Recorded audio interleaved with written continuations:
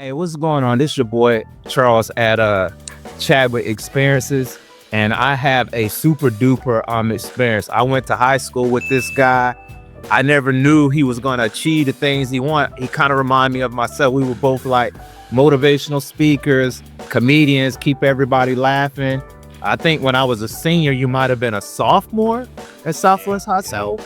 So I just want to give you your props while you're living. We never know, like, time is short. So I'm a self-published author, and this guy's a self-published author. And I wanted to have him on my podcast here, Chat with Experiences. I got his book, The Underdog, and it's a phenomenal book. I know he's going to write more, but I don't know too many people, and I'm going to go ahead and brag while I can. How many people can say they have a cool high school friend that, won a state championship in football, played college football, then went into the military? And I don't know too many people that I can say I have a friend that's a pilot. So I want to welcome to my show, Mr. Tyrone Arrington. Oh man, that's a great introduction. I mean, I just want to correct you on one thing. I got 2 state championship rings. All right, all right, bet. I'll mess with you.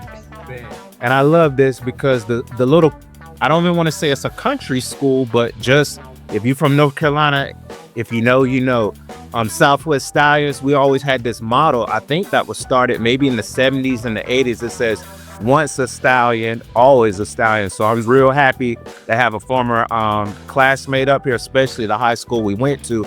It was a lot of networking going on at this time that, not too many people can say they keep up with people in high school. You typically fall off after the sports, but I've always saw this brother post online, and when I saw he wrote a book, I got real excited. Also, I saw that he became a pilot, and I got super excited again. So I'm glad to have him up here, but I don't want to run my mouth. I'm from the South, so I'm gonna just go ahead and go right into it.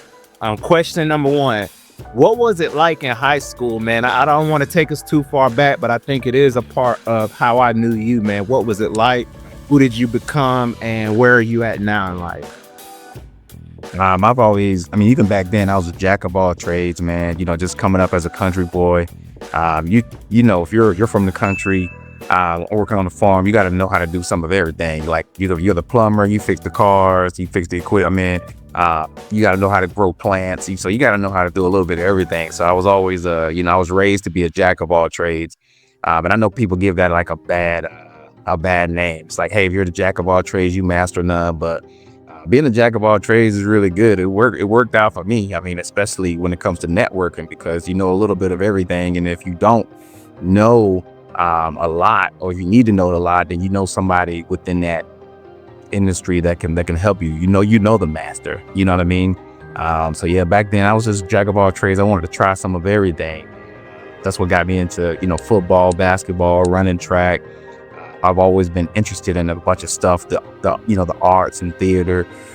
So that person back then is the same person that I am now. I'm still trying new things. Even at the age that we are now.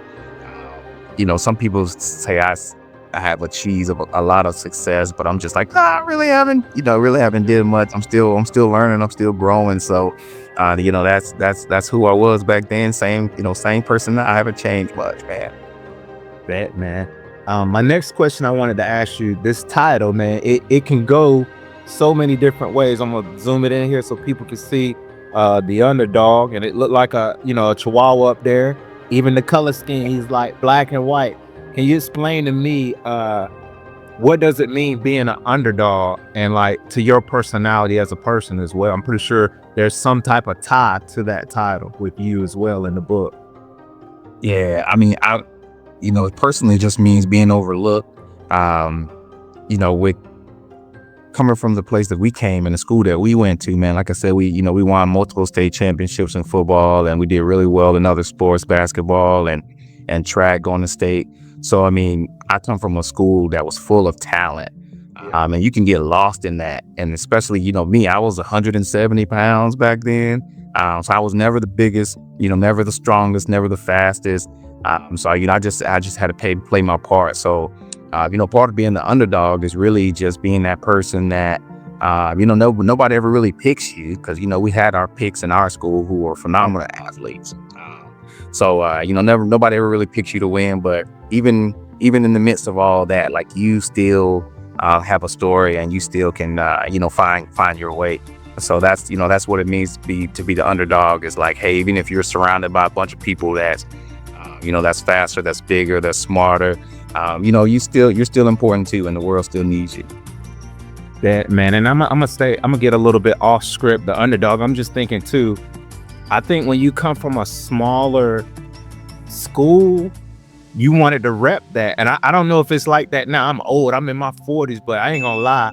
I think it was Miguel Simmons. He was like, back in the day when we threw in them uniform, we was repping for, like, I don't want to say our hood. I grew up on a farm, but like the community. Would you say in general, I think Southwest was always like an underdog and everything, but yet for that small school, it was a lot of successful students. I mean, even like, Dakota Marshall with the trucking company now. There's so much going on. I'm just thinking now with that title, The Underdog, I kind of felt like that's the vibe Southwest kind of give to everybody that kind of like went there. Is that how you would kind of like see it? Yeah, I think that's what made the sports even more, more magnificent and made them so big, is that nobody picked our school to win anything. We have way bigger schools in our city. And those were the schools that, the community put a lot of the money in and invested in, and like all the big time players went to those schools. So to come from where we were from at our small school, and we're still beating up on these guys, it was it was great. Until this day, our community is still strong, still tight. Yeah, all the people that I knew back then, that, like yourself, man, we've been out of school over 20 years, and we're still linking up, still networking, and still trying to encourage each other. So that's a small town that we're from. Bet, man. You're bringing back some memories, man. I know it's not good to live in the past, but sometimes it's good to revisit the past for sure. My next question is, what sparked your mind to write this book, man? I know what it was for me. With this student loan thing, man, during COVID, I was just peeping game, at the water cooler at like lunch. I was like, why is everybody talking about how much they paid in student loans? So that's what inspired me during COVID. But what inspired you at, this moment in time to come out with this book, or was it always there for you? I would. So there's this, I think Mark Cuban, it's this famous, really successful businessman that said, you don't do what you want, you do what people want. And that's how you become successful in business. Whatever, hopefully it's a passion of yours. What people want is also a passion of yours. And that's how you can make the most money.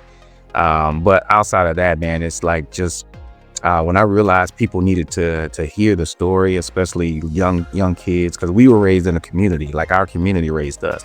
You could be at the store and if you're doing something crazy, anybody can call you out and tell your parents, like, that's just the community that we're from.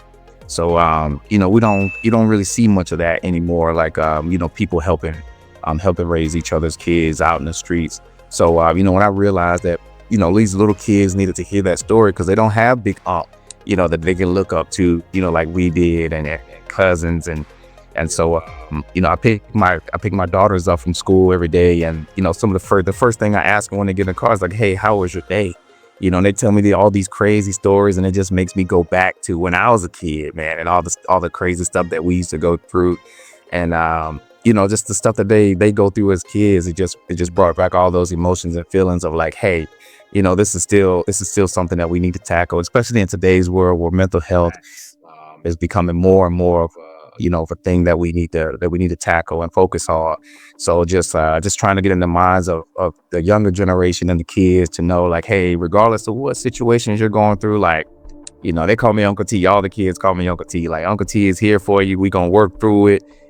And, we're going to figure out a solution to help you get through it. So once I seen that, who are my clients? Like, these kids, they are the customers. So I listen to them. Even when I go to speak at different schools, like, as they're asking questions, I'm listening, like, oh man, I could see that being a book, so that's where I get the inspiration from. Awesome, man. My next question is the journey of being an underdog to a pilot. Like, I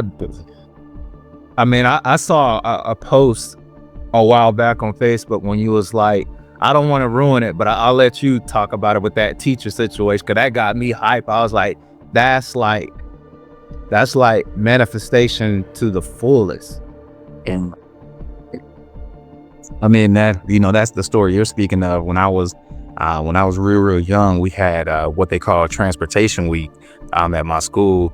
And so throughout that week, we'd go to, we'd take field trips to different transportation. Like we went to the bus station, and they talked about, hey, here's how the bus gets people around, the taxis. We went to, one of the places that we stopped to was the airport.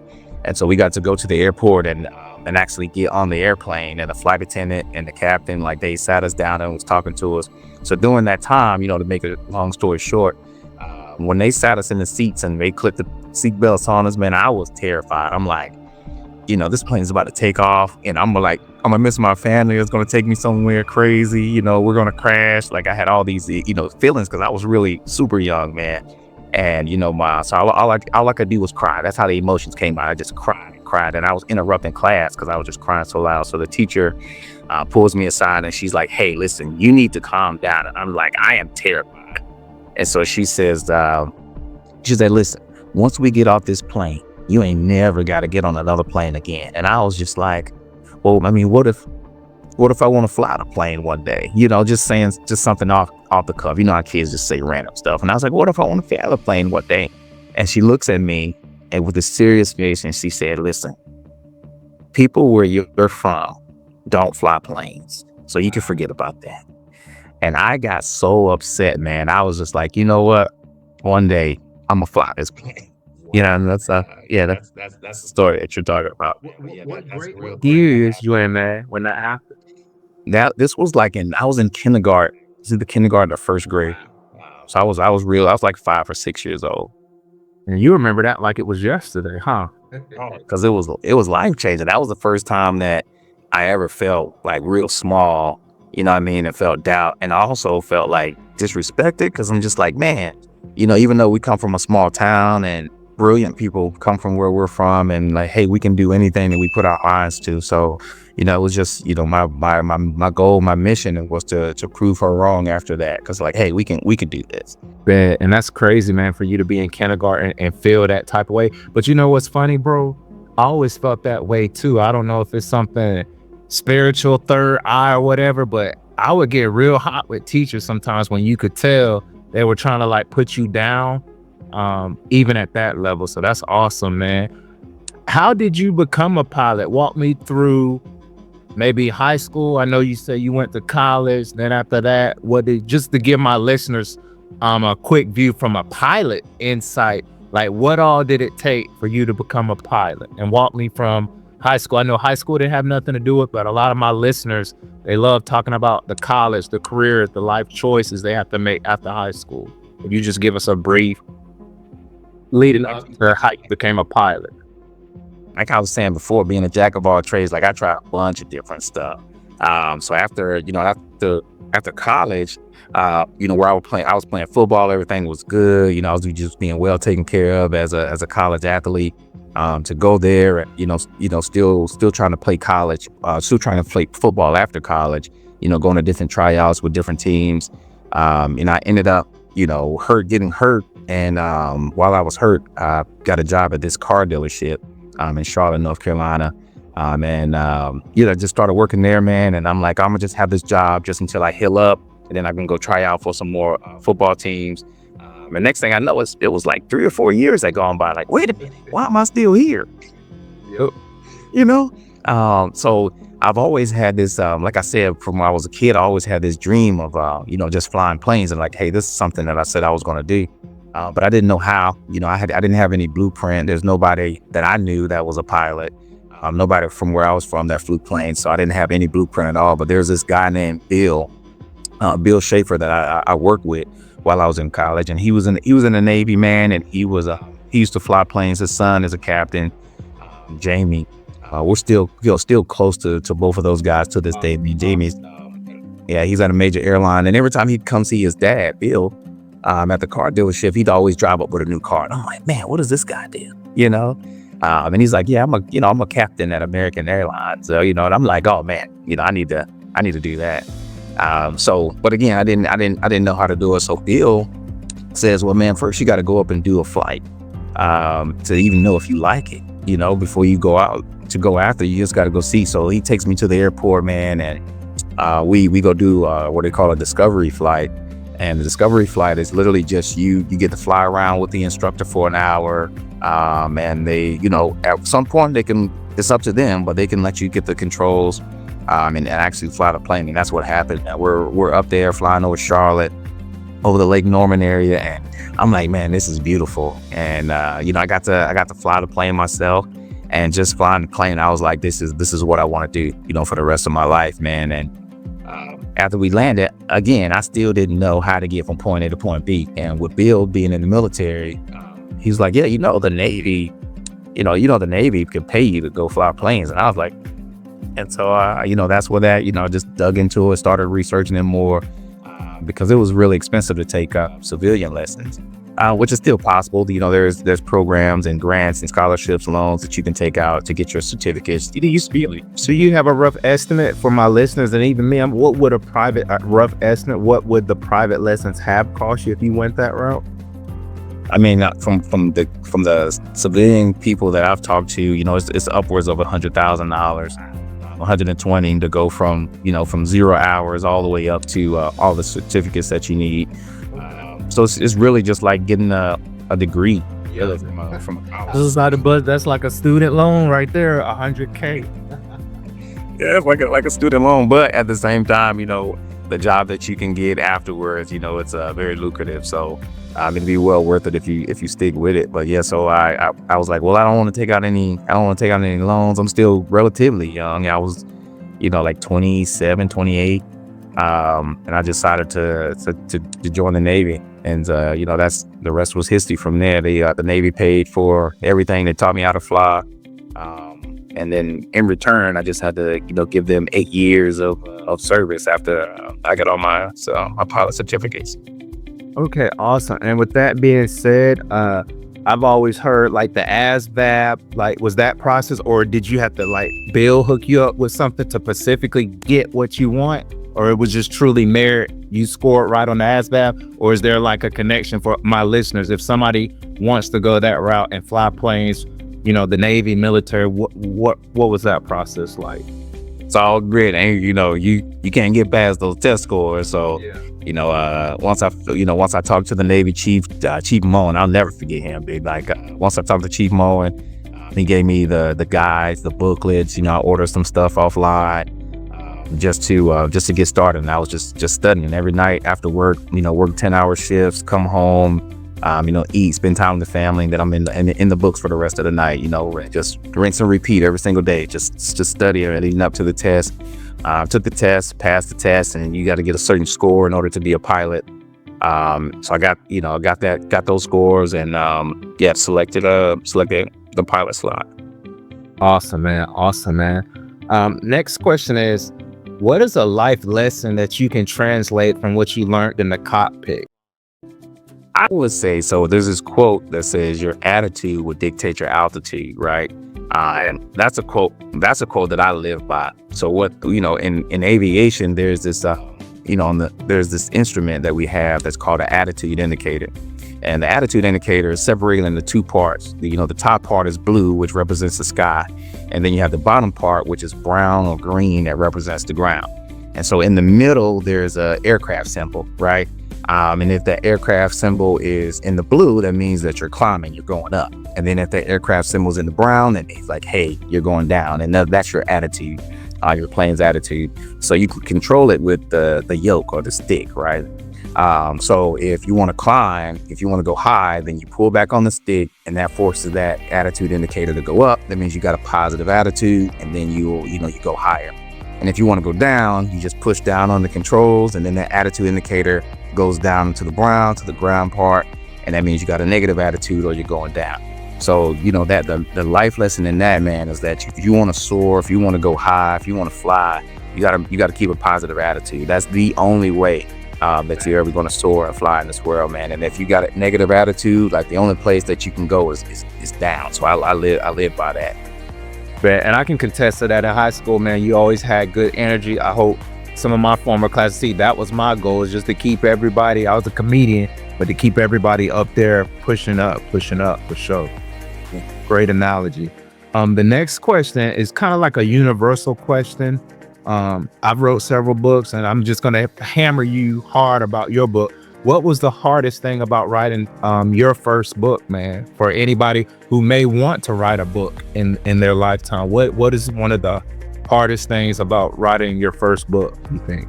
Hardest thing is just really it's two things, is getting people to believe in your vision, because you have your own story, the way that you want to tell it. And then you got to get publishing companies that publish books. You got to get them to see your vision for number one, and then believe in it and help you support it without really changing it. So that was like a barrier that I faced, and just really just getting people to believe in it. There was some doors that when I reached out to publishing companies that I never got a response from some of the publishing companies, and then there were some that did respond, did open the door, but then they were just like, that we want to change this, or we want to take it this direction. And I was like, God kind of gave me this vision for the story, for this book, for the message, and I just want to keep it kind of like this. I'm all for like making it better, but to completely change it, that's something that I wasn't into. I just gotta, and then there was other ones that were just like, hey, we can do exactly what you want, but we're gonna need some kickback. We're gonna need a lot of money from you. And so, after facing all that, I was just like, you know what, I'm gonna just start my own publishing company. So that's what I did with Mission First Publishing, man. We started that. My family and I started the publishing company just to help people that's facing the same barriers to the industry.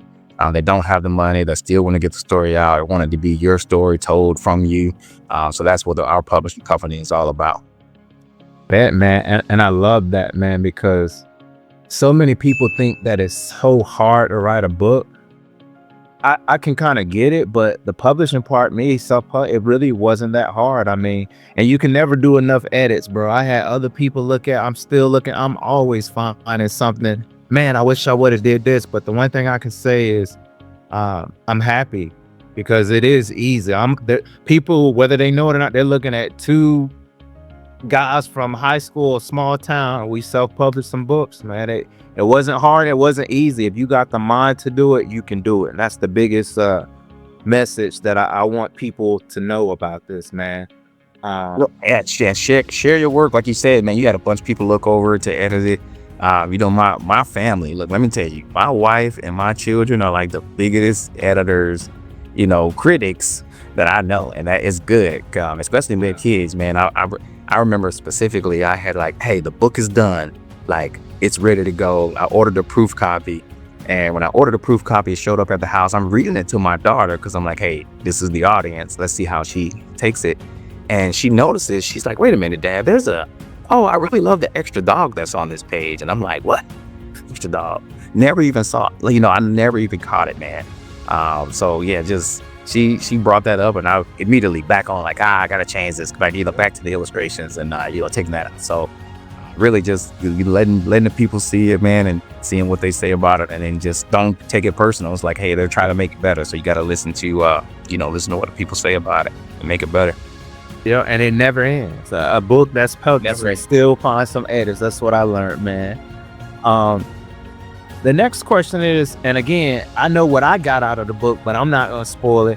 What's the message that you have for the Underdog, man? It was definitely I ain't gonna give it all away, but it's definitely a very colorful book. I mean, I don't have kids, but I know if I had some nieces or nephews, I mean, this book is very down to the artwork, everything, and the story. I'm not gonna give the storyline away, but it was pretty dope, man. What's the message for the people in the Underdog book directly from the author? I would say that greatness is inside all of us, really. Greatness is inside all of us. We just got to allow that greatness to come out at the right time. And so what we do is that we allow fear to really dictate our lives. It's like, hey, I'm not going to do that because of fear. So you really got to get past that. When it's your time to shine, when your opportunity comes, like, you really got to take advantage of that, because the people may need it. They may be in a situation where the only person that can solve that problem is you. And if you don't stand up during those times, then it's just like, you missed your chance to being great, because greatness is inside all of us. Like, regardless of where we come from, who we are, like, everybody is great. Like, that's how we're designed. We're designed to be great, and we just got to allow that to come out. Bet, man. And I still, this book got me hyped though, man. I bought my copy, but one of the messages that I've seen, man, it's kind of like, even in grade school, everybody, it ain't even about bullying or getting picked on, but eventually in this life, everybody's gonna figure out the one thing or the many things that you can do that's gonna like put other people on game. And that's what I got the Underdog. I mean, he definitely was the underdog, and in the end, he was like the big dog, where everybody was like, following his lead, and he like, it was so amazing. But I really see how it was like in school, man, where there's a person or some people that feel like they don't have nothing to contribute to the group, but when it's all said and done, when something needs to get done, it ain't about who's the biggest, who's the strongest. It's the one with like the heart and who's thinking, man. So that's what I got out of the Underdog, man. My next question, because I know you're a pilot, you might need to go fly a plane or something, these TSA lines, but I'm gonna keep going through these questions right fast. What advice would you have for like future authors? A lot of people say they can't write it, or I've heard people, I even know people now that's been talking about writing a book. 5-6 years done went by. What advice you got for them, bro? I would say, man, everybody is waiting on you, right? Everybody's waiting on you. Like, your family is waiting on you, your friends, your community. I'm waiting on you. I want to hear them. So, stop keeping it to yourself. Like, you got a story that, even if it's about the same topic, right? Because we all talk about the same topics mostly. There's nothing new under the sun, but there's nobody that can describe it the way that you can describe it. Nobody has been through your situation like you have gone through it. Nobody sees the same situation the same. So, we're all waiting on you. And I think it's this Bible verse, man, that I was reading just the other night, Mark 5:19, I think, where there's this guy where, Jesus had healed him from a problem that he was having, and then he was like, "Hey, I want to follow you. Like, I want to go with you. Like, you healed me, I want to go with you." And Jesus was like, "Nah, man, go back home." I'm paraphrasing, but he was like, "Go back home, like, and then tell the story on what happened."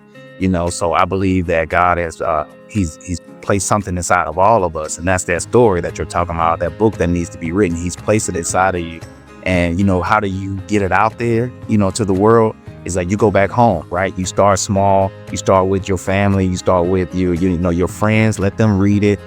Your community. Go to every single bookstore, every single school, like whatever you can do in your community to get that word out there.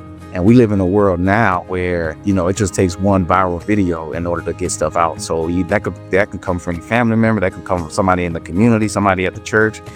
You never know. So really, it's like, hey, go back, start small, do the right things, the blue collar stuff, the bootstrap stuff, and write the story, and then just get it out there slowly. And then, one day you'll look up and be like, man, I didn't know this many people had access to it. Yeah. Yeah, man. Well, it's been a pleasure, man. I got one last question, and I'm going to squeeze on in, man, because I feel so honored too as I get older, man.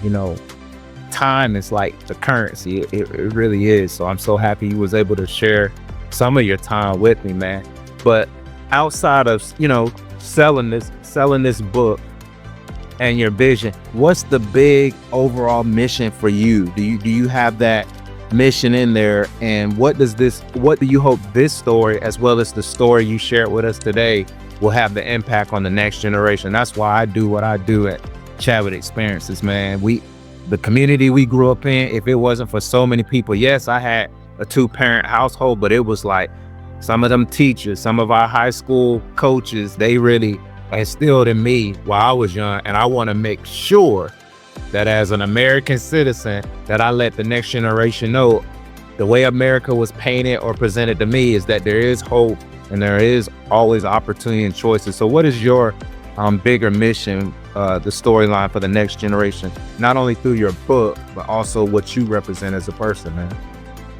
I mean, my publishing company, Mission First Publishing, man, our slogan is small pause, big impact.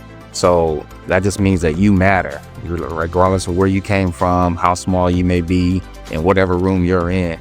Like, you matter, your perspective matters, your thoughts matter. You know, what you have to say matters. So, you know, what I hope people get out of the book is just that, like, hey, we're all waiting on you. You matter. Like, you gotta speak up. When it's your time, when it's your moment. You know, you gotta stand tall, regardless of how small your paws are. Because, you know, Toby was the smallest dog in the book, with the smallest paws, but he had the biggest impact. So that's what I want the next generation to know. These kids to know out there, man, is that, you know, you matter, regardless, like, of what you've gone through, where you at in life, what has happened to you. Because life's for everybody. You know, that's the new saying, life be life, and like, life is life and for everybody. And you know, regardless of all that, like, you matter. You just got to make a decision, make a choice to live a better life. Like, we got our issues. Don't get me wrong. We live in the greatest country, man, where you can take two country boys and, you know, that comes from small towns and really, like, achieve a success. You know, like, there's not many countries that you can do that in. And trust me, like, I've been to a lot of different countries in this. Me too. And if somebody is an American, I think if the government could, they should pay for a field trip for people to leave America and go to other countries and then come back and give an opinion about what America is, as far as opportunities, lifestyle, all of that jazz. So I'm with you, bro. On that one. Well, man, I'm gonna always try to sum up some of these podcasts at the end here at Chat with Experiences. I go off experience. So was there any experience at all that really shaped your life? I think you answered it with that teacher, man. That's golden. Is there any other experience that just set your life on fire to bring you to this point, like added wood to the fire to your mission in life growing up? Is there any experience or any new experience that you've experienced here? I would say failure, honestly, man. You know, failure has taught me so much, and it's really, you know, when you don't succeed at something, it really brings out, you know, the bad parts. And you can either face those bad parts and, you know, fine tune things and become better, or you can run away and really just like be stuck in this loop, not knowing why life is not changing for you, because, you know, you keep being tested, but you keep failing at the test. And then God is always good, you know, just like a teacher in class, man. If you fail a test, you fail something in class, like, the teacher gonna give it to you again. You know what I mean? That they're a good teacher and they want you to learn. That's how God do it. So, you know, if you're not succeeding in something in life, then, like, hey, you just got to go back. You got to study. You got to get better at it. That's, you know, so failure is the biggest is the answer to that question, man. I've always learned from the things I failed at, and if it's something that I'm not good at, I'm not gonna be not good at it for long, because I'm gonna study every night. Like, you know, I'll give up the party. And well, man, I can agree too, man. Failure, I've learned the most through it. And me, I'm never a quitter. And I don't know if that's that stallion running in me or whatever, but where I'm from, man, my family, we don't like quit. So I definitely feel you on failure, man.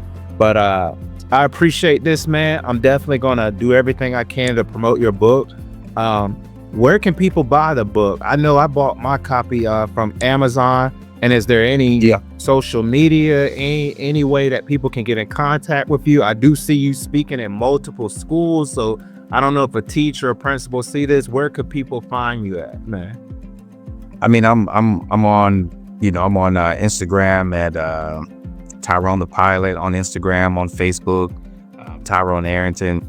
So yeah, just add me on those, man, and I'll always get back to people. Always reach out, because I believe, like, being available is the biggest thing, you know, when it comes to being successful. Like, if people can't count on you, if people can't reach out and contact you, then, like, you really can't help them.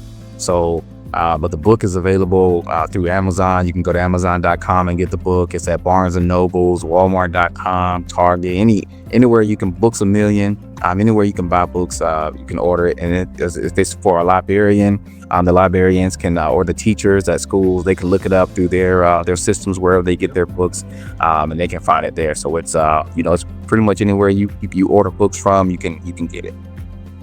All right, man. Well, appreciate it, man. I hope if anybody sees this brother, I'm not gonna give what airline he works for, but you may see him flying your plane to the next destination. And if you do see him, ask him, do he have a copy of the Underdog on him? keep the copies with me. And if you do see me, just come on up to the front. Let's take some pictures. Like, let's have a good time. Let's laugh. Let's get some free snacks. Like, we're going to hook you up. I bet. Appreciate this, Tyrone. And this is a Chadwick experience. Thank you so much for tuning in, and thanks for watching. Appreciate to Tyrone Arrington. Check out his book, The Underdog. If you are enjoying this content, please continue to like and subscribe Chadwick Experiences. I have one goal, and that is to learn, earn, and thrive in your everyday life. If you really enjoyed this, and if you have a product or service, please reach out to me. I have connections to the news media, and I also love to interview phenomenal guests.